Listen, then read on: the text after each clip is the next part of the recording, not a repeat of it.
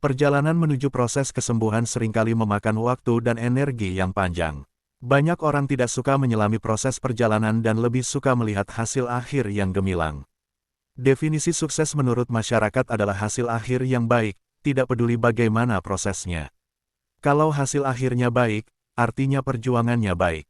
Sebaliknya, kalau hasil akhirnya buruk, berarti perjuangannya sia-sia. Gangguan jiwa tidak sama seperti batuk pilek yang bisa sembuh dalam waktu singkat. Terjadinya gangguan jiwa itu saja merupakan peristiwa yang kompleks, ada faktor genetik, biologis, persarafan, hormonal, neurotransmitter, pola asuh, proses kognisi, skema, stresor lingkungan, dukungan sosial, dan lain sebagainya. Jika sebuah permasalahan terjadi secara kompleks, maka sudah wajar jika solusinya tidak mungkin sederhana. Jika solusinya tidak mungkin sederhana, maka tidak adil jika kita hanya melihat hasil akhir saja dan mengabaikan kompleksitas perjalanannya. Saya sangat tertarik dengan buku kedua Baik Sehe ini karena perjalanan untuk berproses mencapai kesembuhan tidak kalah menarik dengan hasil akhir. Terburu-buru menginginkan hasil yang baik seringkali justru menghalangi hasil yang baik itu datang. Misal, diet ekstrim instan yang tidak sehat. Sama seperti proses kesembuhan depresi yang akan terhambat jika terlalu tergesa-gesa.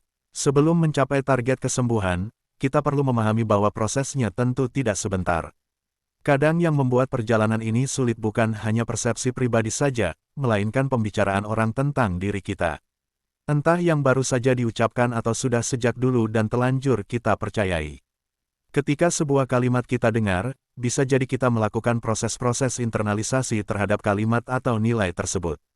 Sehingga sekalipun awalnya kita tidak merasa sedang berpikir atau meyakini hal tersebut. Tetapi karena kalimat orang lain tersebut diinternalisasi, maka kita jadi mempercayai nilai itu. Contoh, beberapa orang mengatakan bahwa berat badan kita melewati standar. Padahal sebenarnya kita tidak pernah memikirkan hal tersebut dan bahkan jika menurut pakar kesehatan masih dalam rentang normal. Namun, karena nilai tersebut kita internalisasi, kita akan mempercayai bahwa kita memiliki bentuk dan berat badan yang tidak ideal. Jika pikiran-pikiran ini tidak disadari, telanjur diyakini, dibiarkan tanpa evaluasi, atau mungkin ditolak, ditekan, diabaikan, hingga kita buang dari kesadaran, maka pikiran ini akan ada dan menetap.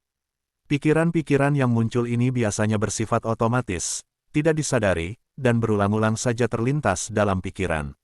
Pikiran yang melintas tanpa kita sadari ini bisa jadi membawa penderitaan. Tugas awal sebelum mengubah-ubah pikiran yang hadir, adalah menyadari tema dan isi pikiran yang mampir. Penulis memanfaatkan pengalamannya dalam proses terapi untuk menulis dan mengevaluasi pikirannya.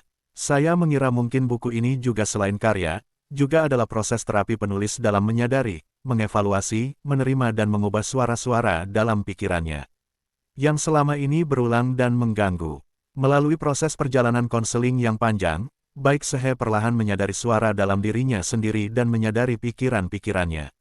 Ketika seseorang mengarahkan perhatiannya untuk menyadari pikiran yang mampir, kita akan sadar bahwa suara-suara begitu mengganggu perasaan. Pikiran ini secara alamiah akan hadir dan melompat kemanapun pikiran inginkan. Oleh karena itu, dahulu para pakar meditasi menganggap pikiran sebagai monkey mind, kera yang melompat. Kemana pikiran melompat dan hadirnya pikiran tersebut tidak sepenuhnya dalam kendali diri kita. Menyesali hadirnya pikiran mungkin tidak terlalu banyak membantu. Kita tidak bisa mengendalikan hadirnya pikiran dan arah melompat pikiran, tetapi bisa memperlambat, mengevaluasi perlahan, menyadari, serta menerima pikiran yang muncul sebagai pikiran saja. Kapasitas untuk berbahagia perlahan muncul ketika depresi mereda pelan-pelan sembari kita menerima diri. Termasuk menerima fakta bahwa saat itu mengalami depresi dan menjalani pengobatan. Saya menyukai perjalanan penerimaan ketidakterimaan yang perlahan. Mencerminkan gambaran kondisi pikiran kita sendiri dalam perjalanan penerimaan.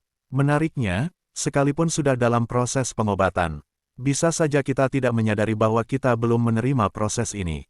Penerimaan dalam buku ini digambarkan sebagai proses yang unik dan individual, yang tidak serta-merta langsung menerima bahkan saat sedang berproses. Tidak apa jika saat ini kita masih merasa belum membaik dalam proses menerima diri sendiri. Baik Sehe mengungkapkan bahwa kita bisa membaik dalam perjalanan menerima diri sendiri. Terimalah diri sendiri dalam ketidaksempurnaan, karena tidak ada juga manusia yang sempurna. Izinkan orang lain memiliki persepsinya terhadapmu, karena kita tidak bisa mengubah persepsi orang lain. Namun, izinkan dirimu memiliki persepsi yang baik juga terhadap dirimu sendiri. Jangan karena orang lain merisak diri kita lantas kita ikutan membuli diri sendiri. Pandang kelebihan dalam dirimu sebagai sesuatu yang pantas disyukuri, dan kekurangan dalam dirimu sebagai sesuatu yang perlu diperbaiki. Jangan pandang kesalahan dalam dirimu sebagai sesuatu yang salah dan layak dibenci atau dihukum, sementara kebaikan dalam diri dianggap sebagai tidak ada atau sekadar biasa saja. Dirimu perlu kamu kenali dan terima, bukan hakimi dan musuhi.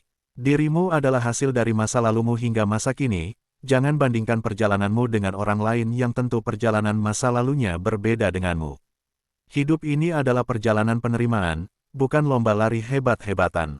Selamat menemukan perjalananmu sendiri dalam menerima, seperti yang penulis juga sudah temukan.